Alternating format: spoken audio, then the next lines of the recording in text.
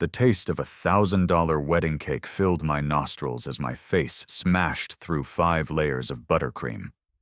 "Have some fucking dessert, old man," my new son-in-law hissed, his boozy breath hot against my ear. A trickle of blood mixed with vanilla frosting dripped from my chin. And as the crowd gasped, I felt a familiar, dangerous spike in my blood sugar. The kind that comes just before a diabetic emergency. But before I could collapse, a voice boomed across the ballroom. "What the hell are you doing? That's Arthur Pierce." The groom froze. The smirk on his face evaporated. Because now he knew he hadn't just assaulted his broke-ass father-in-law. He'd just assaulted a billionaire. And his life as he knew it was officially over. Before we get into how it all went so wrong, do me a quick favor and smash that subscribe button, then let us know in the comments where you're watching from. I'd love to know who I'm sharing this insane story with. It all started, as most disasters do, with a quiet dinner.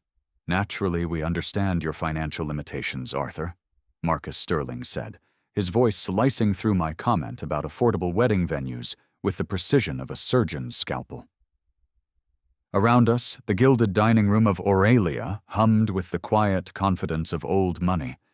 The massive crystal chandelier hanging over our table seemed to flicker, as if in sympathy. At our table, a thick, suffocating silence descended.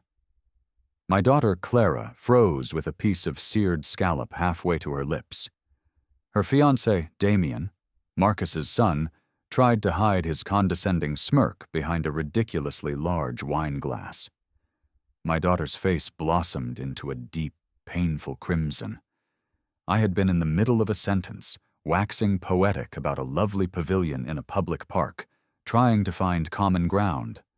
Simple, elegant, and apparently, to the Sterlings, utterly pathetic. "Dad's always made things work with what we have," Clara jumped in, her voice an octave higher than usual, a clear sign of her distress. "He's incredibly resourceful." "Resourceful?"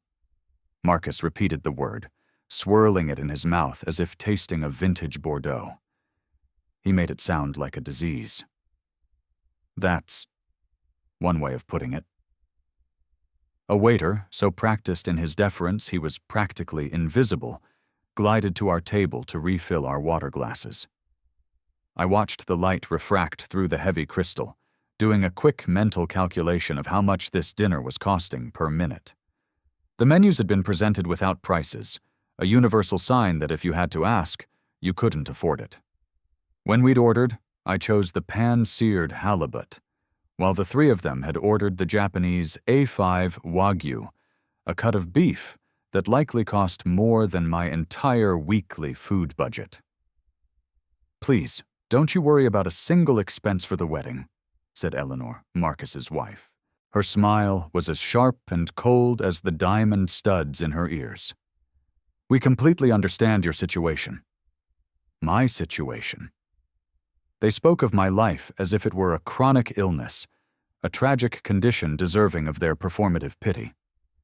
Her son, Damien, leaned back in his chair, the absurdly expensive fabric of his suit stretching tight across his chest. He was a perfect product of his environment, polished and hollow. "We've already got a lock on the best venue in Newport. The Breakers. You've probably never heard of it." "I haven't," I admitted, the words feeling like sand in my mouth. I had, of course, heard of it. I had considered buying it once, just for the hell of it. "The site fee alone is $100,000, Damien said, letting the number hang in the air while he watched my face for a reaction. I gave him nothing. "But like I said, don't worry about contributing, Arthur. We've got it covered." The small, gift-wrapped box in my jacket pocket suddenly felt like it weighed 100 pounds. Inside was a small wooden bird, hand-carved from a piece of driftwood.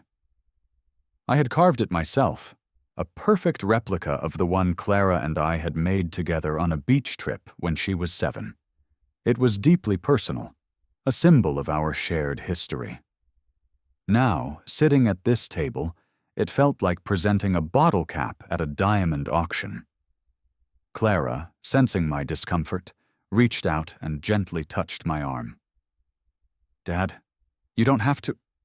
I always provide for my family," I said, my voice low and steady, a statement of fact that they heard as a desperate plea. Marcus let out a dry, rasping laugh. It was the sound of old paper and arrogance. "Of course you do, Arthur, in your own way." The dessert course arrived, and it was a masterpiece of culinary architecture. Gold-leafed spheres of chocolate and sugar cages that looked more like modern art than something meant to be eaten. My mind flashed back to my own kitchen table, its surface covered in scars and marks from years of Clara's homework projects.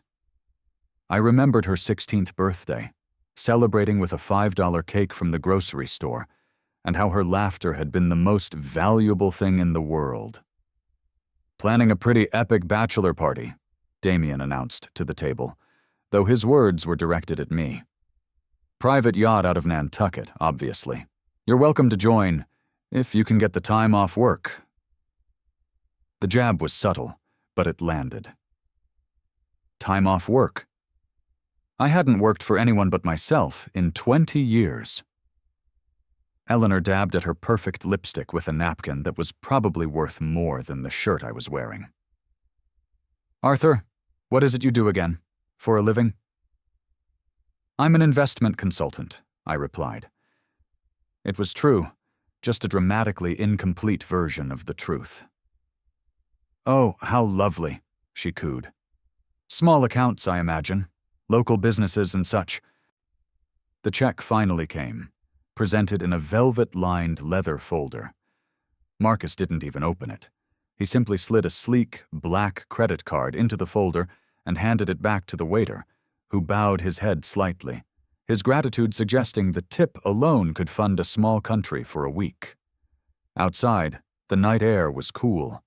Valet attendants sprinted to retrieve a lineup of luxury vehicles. The Sterling's Bentley gleamed under the streetlights like a Black Panther. My 10-year-old Toyota Camry looked like a stray dog that had wandered into a palace. "See you soon," Marcus called out from his open window, his voice dripping with condescension. "We'll handle all the real planning from here on out." I helped Clara into the passenger seat of my car. An immense, unbearable silence stretched between us. It was a chasm, and I was terrified that neither of us knew how to build a bridge to cross it. The highway back to Queens was a blur of sweeping headlights and reflective signs. Each flash of light illuminated Clara's face, showing me the tension in her jaw, the way she was twisting the strap of her purse. The little squeaking sound of the leather was the only noise in the car. "That restaurant was incredible," she finally said, her voice small. "Those chandeliers must have cost a fortune." My knuckles were white on the steering wheel. "We need to talk about Damien, Clara." Her body stiffened instantly. "What about him, Dad?" "The way he spoke tonight, the way his family treats people, the way they treated me." "Treated you?" She turned fully in her seat, her defensiveness flaring up like a shield. "Dad, they're from a different world. They have a lot of money, and they're used to certain things. They don't mean anything by it." A massive semi-truck roared past us, its high beams flooding the car's interior with blinding light. In that brief, stark illumination, I saw my daughter as a stranger, defending the boy who had sat there, smirking, while his father insulted me for an entire evening. "Character isn't determined by the size of your bank account, honey," I said, my voice harsher than I intended. "Tonight they showed me exactly who they are." "You barely know them." "I know enough," I shot back. "I've seen it before, how Damien treats waiters, valets, anyone he thinks is beneath him. Tonight, that list included me." Her laugh was sharp, brittle. It was a sound I'd never heard from her before. "You're being paranoid, and honestly, a little controlling." That word, controlling. It hit me harder than any of Marcus Sterling's veiled insults. It was the ultimate betrayal. All my life, I had tried to give her freedom, to empower her. To have that thrown back in my face, by her, was a deep and brutal wound. "I'm not trying to control you, Clara," I said, forcing my voice to remain even. "I am trying to protect you from making a catastrophic mistake. This isn't a fairy tale. This is your life, decades of it, and I see a future of misery for you with that family." "A mistake?" Her voice was rising, cracking with anger and hurt. "My engagement is a mistake?" "Your engagement to him," I clarified, "might just be." "Stop the car." "What?" I said, "Stop the car, right now." I looked at her face, lit by the green and red glow of the dashboard. Pure fury. This was not how this conversation was supposed to go. This was a nightmare. "Clara, let's just get home and—" "Pull over, Dad, now." With a heavy heart, I flicked on my signal and guided the Camry onto the gravel shoulder of the highway. The engine idled, a low hum in the suffocating silence. Before the car had even come to a complete stop, her seatbelt was off. "You don't get it," she said, her voice trembling as she grabbed her purse. "You don't get Damien, you don't get his family, and you sure as hell don't get what I need right now." "Sweetheart, please." "What I need," she spat, her voice laced with venom, "is for my father to support me, not to judge me. I need someone who trusts my decisions." She threw the door open, and the cold night air rushed in, bringing with it the smell of asphalt and exhaust. "Where are you going?" I asked, my voice barely a whisper. "Anywhere but here." She got out, slamming the door, but then leaned down, her face framed by the open window. "I'm calling Damien. He'll come get me. At least he doesn't think I'm too stupid to choose my own husband." The words were designed to inflict maximum pain, and they found their target. The second slam of the door echoed the finality of her decision. I watched her silhouette march away, illuminated by the harsh fluorescent lights of a distant gas station. Her heels clicked on the pavement, a staccato rhythm marking her departure from my life. My phone buzzed in my pocket. She was already texting him, choosing them. I sat there on the shoulder of the highway until I saw her disappear inside the brightly lit convenience store. Only when I was sure she was safe did I pull back onto the road, the empty passenger seat beside me a gaping wound. The radio played some generic pop song, a ridiculously cheerful soundtrack to the moment my world had just imploded. Pulling into my driveway in Queens, the familiar two-story house looked alien, as if it belonged to someone else. The porch light cast long shadows across the small garden where Clara and I had planted sunflowers every summer since she could walk. Just a week ago, this house had been a home. On April 22nd, a Tuesday, I had been sitting at my kitchen table, just like this one, the steam from my coffee mingling with the morning light. The quiet contentment of my life had been shattered by a single phone call at 8:47 a.m. "Dad!" Clara's voice, bubbling with pure, unadulterated joy, had crackled through the phone speaker. "I have the most incredible news." I'd smiled, setting my mug down. Her happiness was my happiness. "Tell me everything," I'd urged. "Damien proposed." The news had hit me like a physical blow, but I'd masked it. Her excitement was a tidal wave, and for a moment it washed away my deep-seated reservations about the boy she'd been dating. The boy I'd seen be rude to a barista over the temperature of his latte. The boy who talked about his summer in Monaco as if it were a mandatory life experience. "It was so perfect, Dad," she'd gushed. "He took me to the Brooklyn Botanic Garden right by the cherry blossoms. He got down on one knee. Dad, the ring it's insane."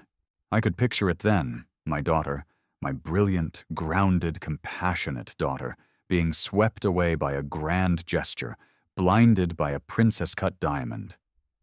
And it was in that moment, listening to her describe the perfect proposal, that I made the decision that would lead me to this lonely, desolate night.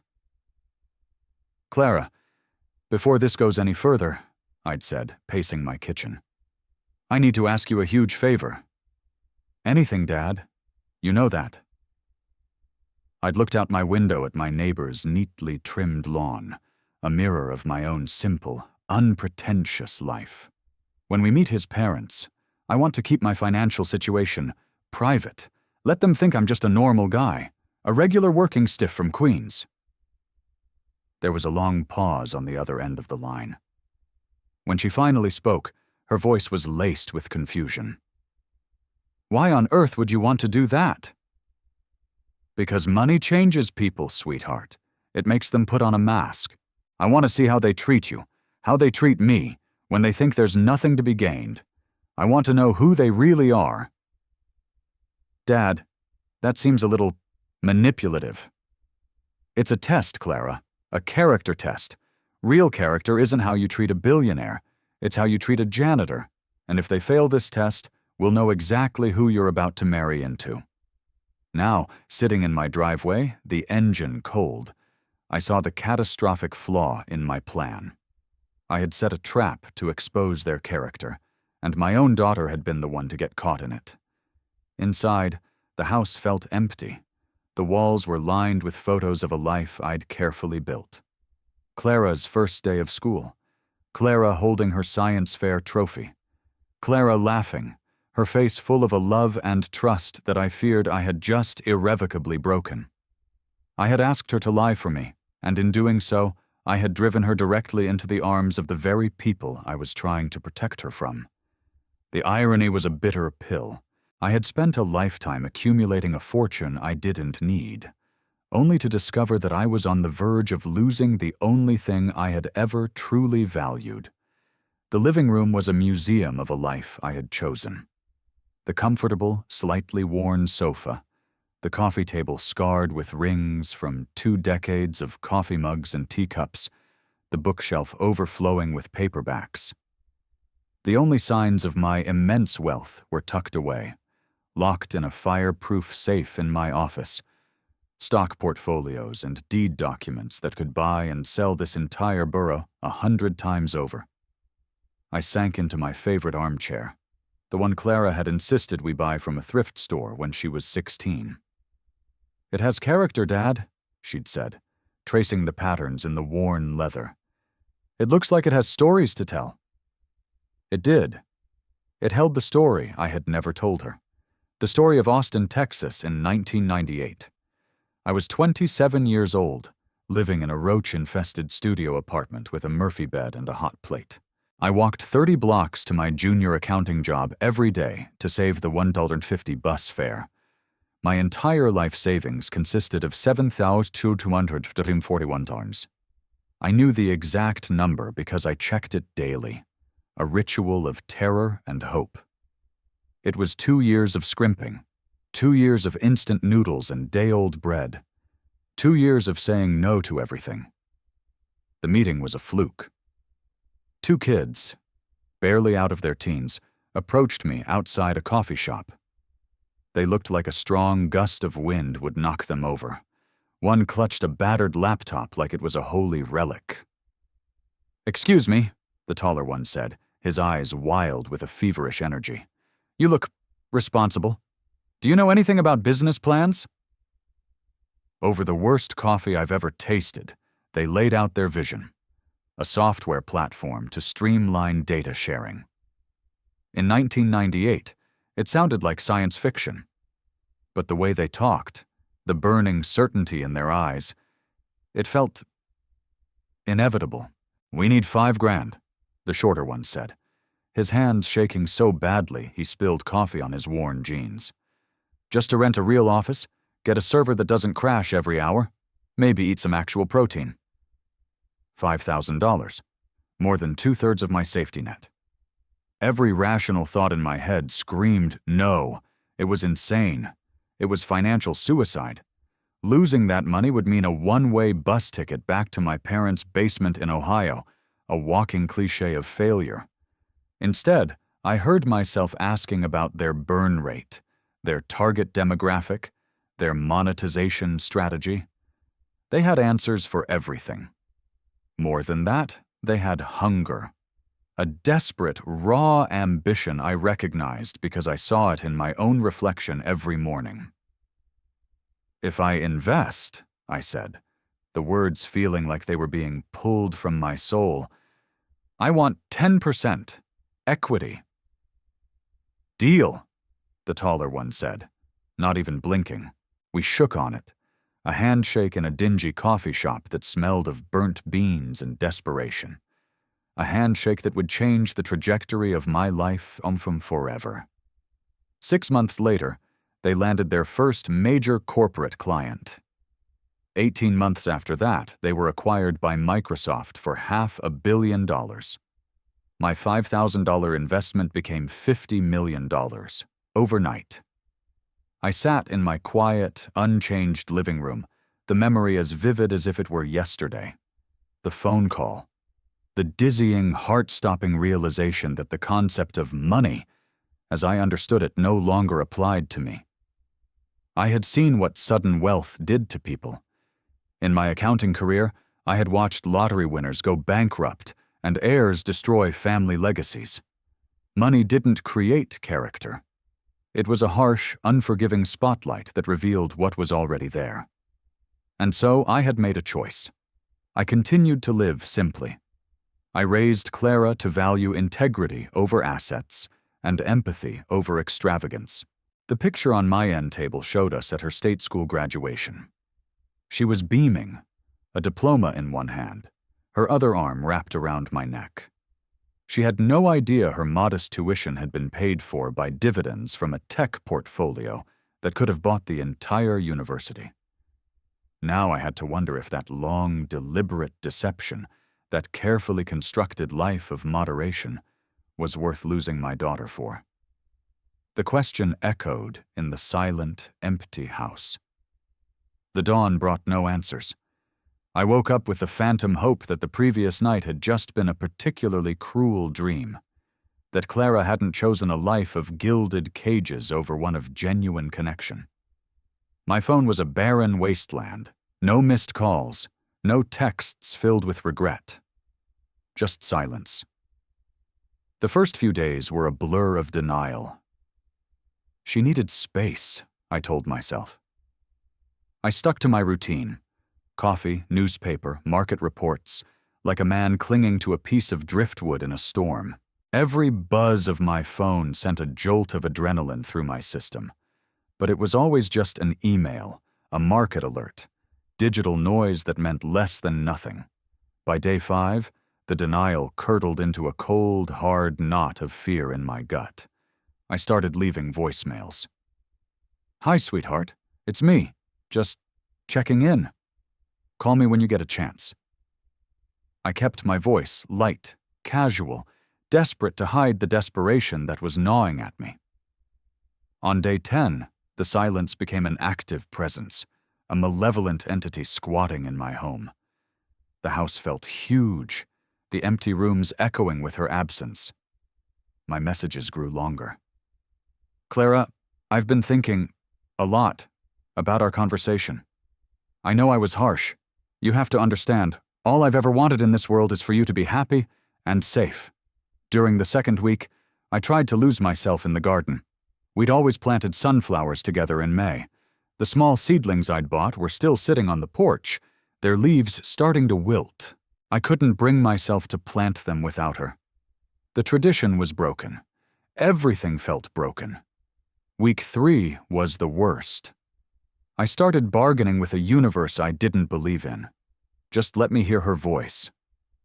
I organized old photos, thousands of them, torturing myself with images of her as a child, a teenager, a young woman whose eyes shone with an unconditional love that I now felt I had betrayed. My voicemails became rambling, emotional pleas. "I found the picture of us at Coney Island. You were 7, and you were so terrified of the cyclone, but so determined to ride it. You screamed the whole time, but when it was over, you looked at me and said, 'Again.' That's who you are, Clara, You're brave. I don't want you to be brave in the wrong fight. The wedding invitation, of course, never arrived. On day 26, my self-control finally shattered. I drove to her apartment building in Brooklyn. I didn't stop. I just circled the block twice, like a stalker, my heart pounding when I saw her car parked in its usual spot. It was proof of life, but nothing more. On day 29, blind panic set in. The wedding was happening. Without me. My only child was going to marry a man I loathed, surrounded by people who despised me, and I was going to be completely erased from the picture. Clara, it's Dad. Again. Look, I know the wedding it must be tomorrow, June 1st. I get it if I'm not welcome. I do, I need to know you're okay. Please, honey, just let me know you're okay. My voice broke on the last word. 30 days of silence had eroded me down to nothing. On day 30, I went through the motions. I made myself dinner, the pasta with garlic and olive oil we used to make on Sunday nights. I set one place at the table, the empty chair across from me, a monument to my failure. At 6:45 p.m., as I stared at the congealing pasta on my plate, resigned to the fact that I would see my daughter get married via an Instagram feed, the phone rang. The screen lit up with her face. My hands shook so violently I almost dropped the phone as I swiped to answer. Hello? Dad? Her voice, it was small, hesitant, a ghost of the fiery anger I'd last heard. Clara? I shot up from my chair, sending it scraping across the wood floor. Are you all right? Is everything okay? I'm fine. Dad, I'm calling because tomorrow is... She trailed off. I could hear the muffled sounds of traffic in the background, Damien's voice murmuring something I couldn't make out. The wedding is tomorrow. I know. The words felt like gravel in my throat. I wasn't sure if... I want you there. The relief was so sudden, so overwhelming, it was like being hit by a wave. I sagged against the dining room wall, my legs suddenly weak. Oh, honey, thank you. I was hoping. But there are conditions. Of course there were. My relief was instantly replaced by a cold dread. I'm listening. You can't say anything. To anyone. Not a single negative word about Damien or his family. No disapproving looks, no sighs, no... You know that little thing you do with your eyebrow when you think someone's being an idiot. What thing? I asked, instinctively touching my eyebrow. You know what thing. Promise me, Dad, please. This day has to be perfect. Perfect. A perfect illusion. But for her, I would be the perfect actor.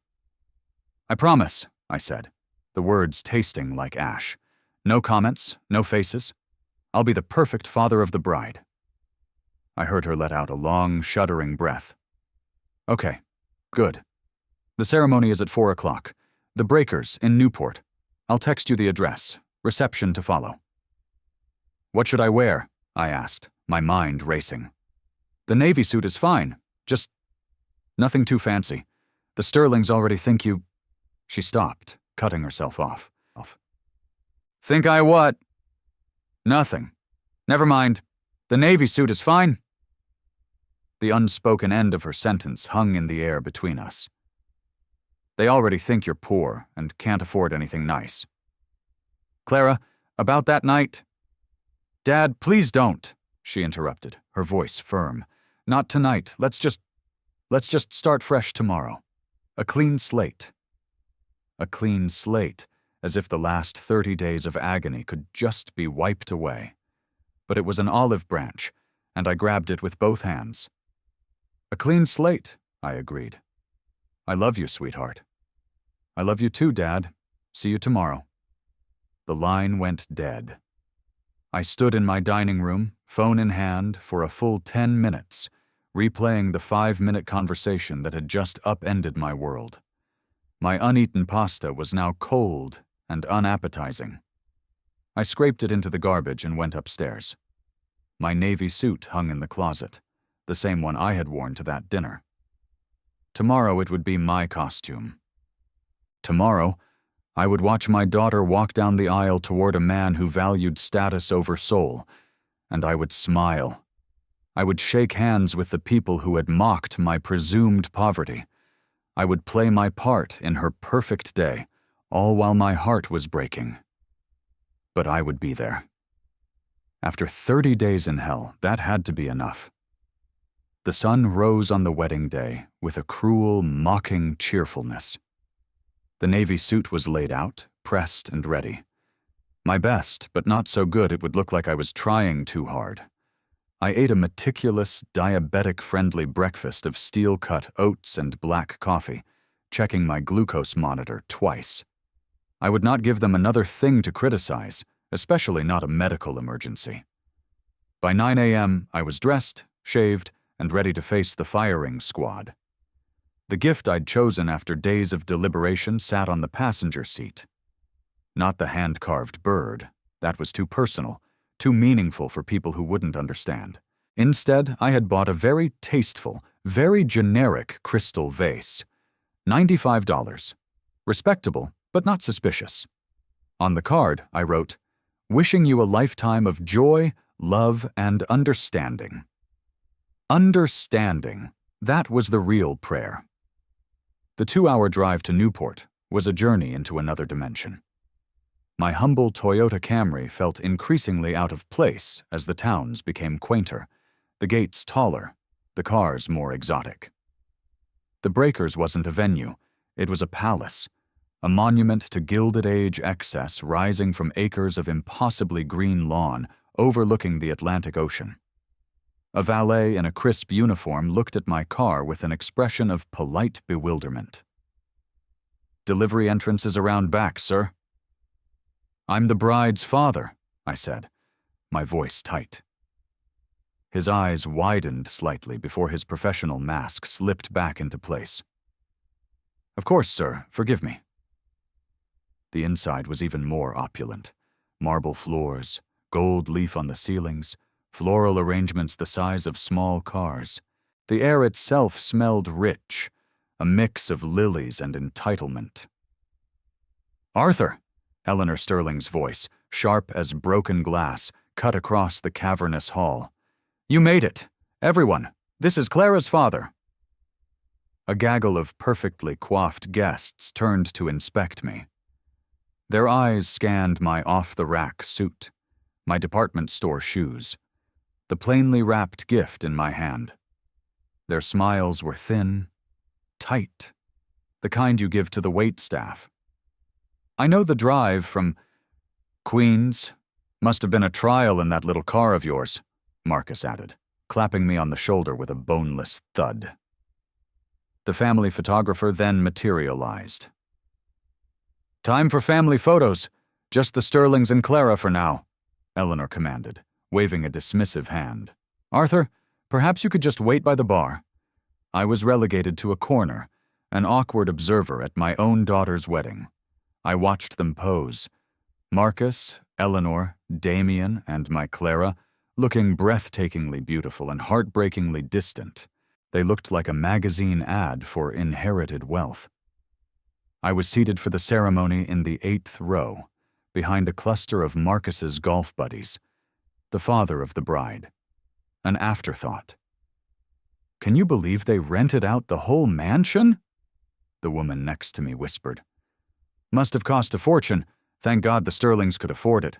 I heard the bride's side of the family is, well, you know." She trailed off, blushing, realizing who I must be. "Has very modest means," I finished for her, my voice flat. Cocktail hour was a masterclass in passive aggression. Business associates of Marcus would be introduced to me, and upon learning I was Clara's father and not a potential investor, their eyes would glaze over and they'd quickly move on. I saw Clara only for a moment. She looked flushed, happy, and stressed. "Dad, thank you for coming. I know this is hard." It's your day, I said, holding on to my promise. You look beautiful. That's all that matters. She squeezed my hand, a flicker of the old Clara in her eyes. They mean well, Dad. They're just particular, I supplied, and cruel and shallow and arrogant. But I didn't say that. Dinner was a multi-course affair served by an army of synchronized waiters.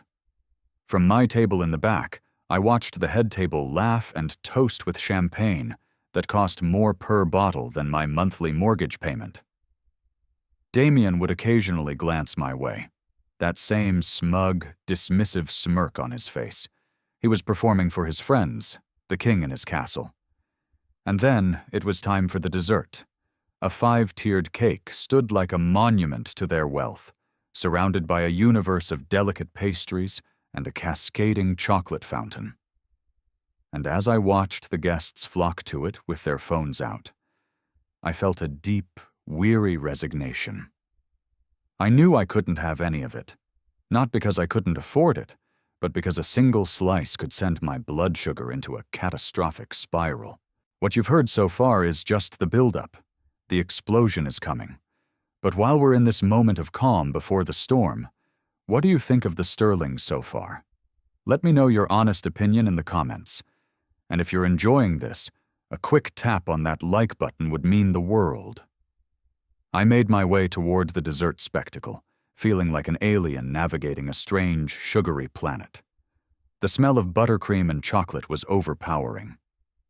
A waiter noticed me looking not at the cake, but at a simple bowl of fruit off to the side. "Can I get you something, sir?" he asked kindly. "Just some of the fruit, please," I said quietly. "Do you happen to have any other sugar-free options? I'm diabetic."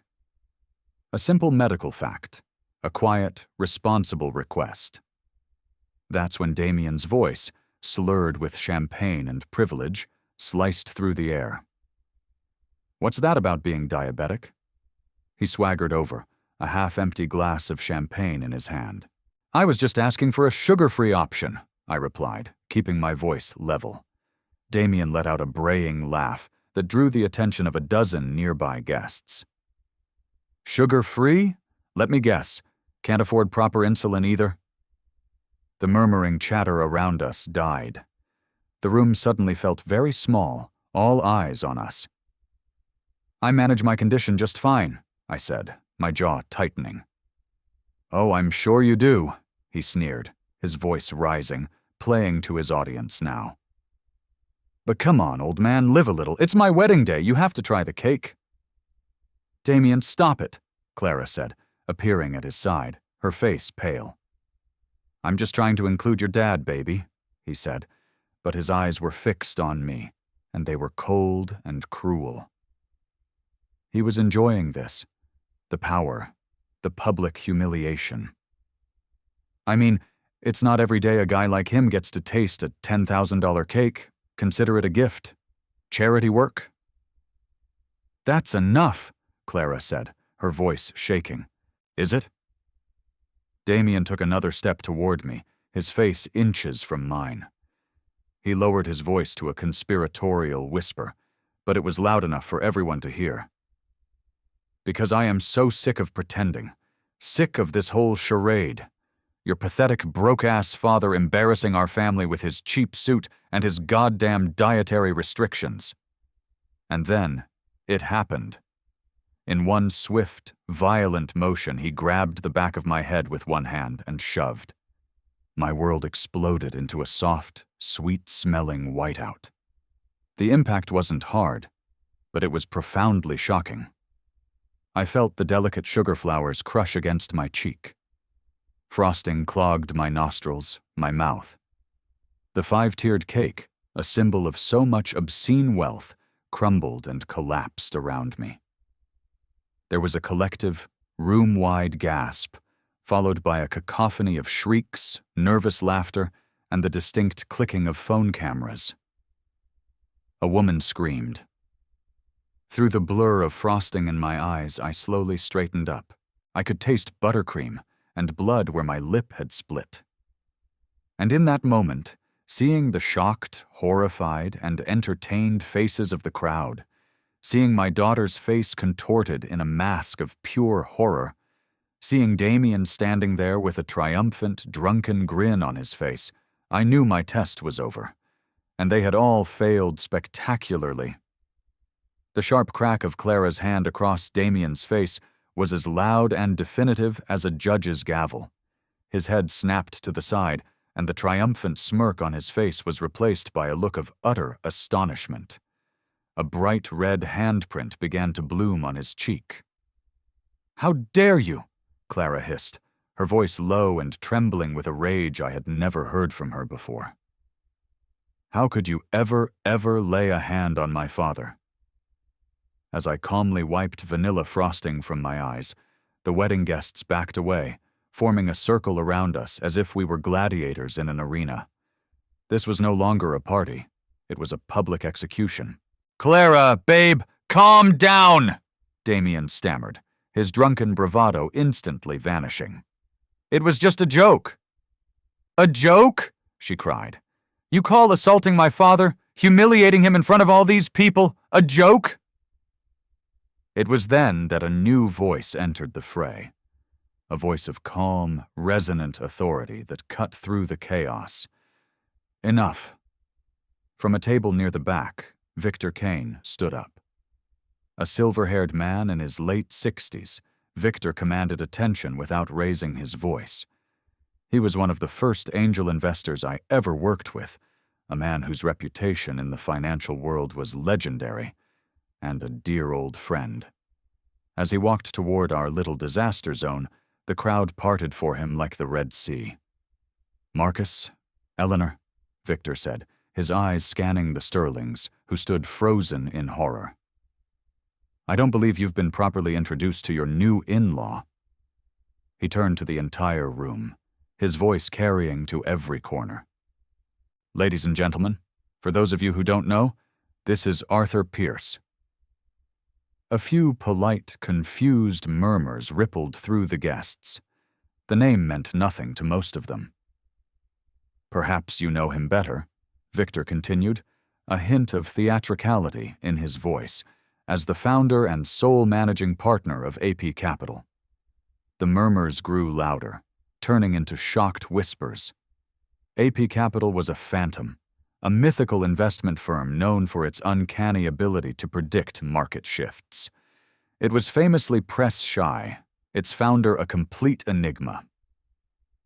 Arthur's early-stage investment in an obscure Austin startup called Technova, Victor's voice boomed, netted him a return that could buy this entire state. His current net worth, well, let's just say it makes the Sterling's little fortune look like a rounding error. Victor paused dramatically, letting the information sink in. "We're talking well north of $1 billion. Absolute pandemonium. A wave of sound washed over the room.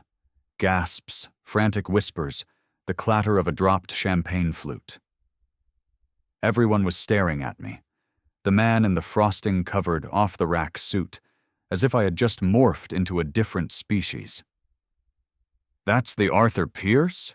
a man in a tuxedo gasped. "The one who disappeared from public life 15 years ago?" "Wait," another guest chimed in. "The guy who owns a controlling interest in half of Silicon Valley? That's him?" Urban's face went from red to white to a sickly shade of green. Marcus and Eleanor looked as if they had been struck by lightning. But he lives in Queens," Eleanor stammered, her voice a strangled whisper. "He drives a Toyota." Victor smiled, a cold, grim expression. "Precisely. Arthur understands something your family has clearly never learned, that wealth is a tool, not an identity. That character is defined by how you treat people when you think they have nothing to offer you." Foy. The crowd pressed closer, no longer watching a family squabble, but a Shakespearean tragedy unfolding in real time. The Sterlings finally broke their paralysis and scrambled toward me, their faces masks of pure, unadulterated panic.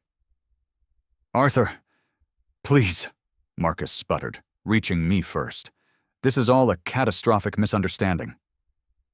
I continued methodically brushing cake crumbs off my jacket, meeting his desperate gaze with a calm I didn't know I possessed. A misunderstanding? Your son smashed my face into a cake in front of 200 people. Which part did I misunderstand, Marcus? Mr. Pierce. Sir, Damien stumbled forward, his words slurring together. I am so sorry, I didn't know. If I had known who you were. Known what? I interrupted, my voice quiet but cutting. That I had money? So your behavior is dictated by my net worth? It's acceptable to assault a poor man but not a rich one? No, that's not what I meant, he babbled, sweat pouring down his face. Arthur, darling, Eleanor oozed, appearing at his side. Emotions run high at weddings. Let's not let one silly little incident spoil this beautiful day. Silly little incident? I repeated, turning my gaze to her. You mean this incident? Or the incident at dinner where you called my life's work lovely and small? Or perhaps the month of calculated insults and exclusion that preceded it? We apologize, Marcus said, his voice taking on the desperate tone of a man trying to save a multi-billion-dollar deal. Unreservedly. Let's wipe the slate clean. We're family now. Family? The word tasted like poison. I have watched you for months teach your son that a man's worth is measured by his portfolio. You taught him that kindness is a currency to be spent only on the rich. You taught him that cruelty has no consequences. I brushed a final fleck of frosting from my lapel. You want a clean slate? Here it is. I turned to leave. I'm done. Wait. Damien grabbed my arm, his grip surprisingly strong. Don't go. I can change. I can be better, I swear. I looked down at his hand on my sleeve, then back into his panicked, pleading eyes. You're 30 years old, Damien, I said, my voice devoid of all emotion. This isn't an act. This is who you are. I gently removed his hand from my arm. The crowd of guests parted before me as I walked toward the grand entrance, a chorus of whispers following in my wake. Behind me, I could hear the Sterlings' voices rising in a frantic symphony of apologies and promises, but it was all just noise. They had shown me their souls, and I wanted no part of it. The cool evening air of Newport felt like a baptism, washing away the stench of cloying perfume and moral bankruptcy. Behind me, the gilded doors of the breakers stood open, a window into the social inferno I had just escaped. Ahead, my 10-year-old Camry sat waiting, a humble chariot of integrity in a parking lot full of empty, expensive shells. Dad, wait! I turned. It was Clara, running across the manicured lawn, hoisting the ridiculously expensive hem of her wedding dress with both hands. Her perfect hair was coming undone, and mascara had tracked paths down her cheeks. You should go back inside, sweetheart, I said gently as she reached me, breathless. It's your wedding. No, she choked out, shaking her head. It's not. Not anymore. We stood under the pale moonlight, the sound of the ocean crashing against the cliffs below. The absurd contrast of our situation was almost comical. Her in a gown that cost as much as a new car, me in a suit stained with $10,000 cake. I am so sorry, Dad, she whispered, her voice breaking. You were right. You were right about all of it, about him, about them, about what really matters. I'm sorry too, I said, my own voice thick with emotion. I should never have put you in that position. I should have just told you the truth. Why didn't you? She asked, the question she'd needed to ask for months. I looked out at the vast, dark ocean. Because I was selfish. I wanted you to find someone who would love Clara Pierce from Queens. Not Clara Pierce, daughter of the guy from AP Capital. I wanted something real for you. Like what we have? She asked softly. I finally looked at her, and saw not the woman in the wedding dress, but the little girl with scraped knees and a fierce heart. What we have is the only thing that's ever been real. It's survived lies and anger and a month of painful silence. It even survived that god-awful cake. A small, watery laugh escaped her lips. She reached out and took my hand. I spent 30 days being furious with you for not trusting my judgment, but the whole time, you were just trusting your own. You saw the monster I refused to see. I squeezed her hand. Sometimes being right is the loneliest feeling in the world. She laughed again, a real laugh this time, full of pain and relief. Well, I just ran out on my own $100,000 wedding reception to chase my frosting-covered father across a lawn. I think my judgment is getting better. The dress alone was probably 20 grand, I noted, a small smile playing on my lips. For that price, you'd think it would have come with a pair of sneakers. That broke the tension. Her laughter was real now, a beautiful sound in the quiet night. When she was done, she looked at me, her eyes clear for the first time in months. Take me home, Dad. What about your guests, the party? What about them?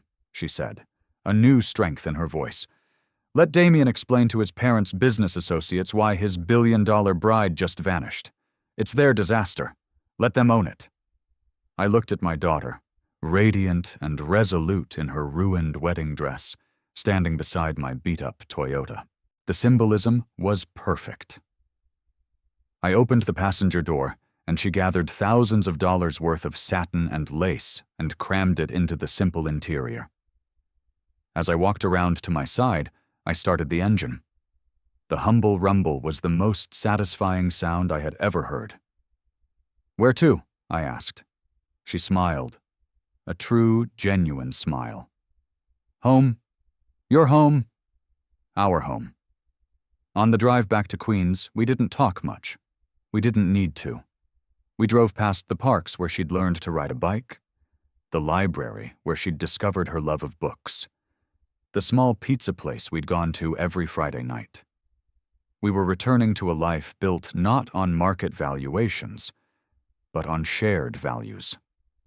As we crossed the bridge, the glittering skyline of Manhattan to our left, Clara finally spoke. I get it now, Dad. Why you live the way you do. Why you hid the money. It was never about deceiving me. It was about protecting me. Money is a tool, sweetheart, I said, my eyes on the familiar road home. You can use it to build things, or you can use it as a weapon, but it's not who you are. It's not a measure of your worth. I pulled into my driveway, the house bathed in the warm glow of the porch light. The life you want, you have to build that with things money can't buy. We sat in the car for a long moment, the engine ticking as it cooled. It was over. We were home. Come on, I said finally. I'll make us some coffee. We can figure out what happens next. Together. And together we walked toward the front door of the little house in Queens that had always been, and would always be, rich in all the ways that truly mattered. This has been a wild story to tell. If it moved you or made you think, please honor that by liking this video and subscribing to the channel. Most importantly, I want to hear from you. Share your thoughts on what you would have done in the comments below. To see what happens in our next story, click the video on your screen. Thank you for being here.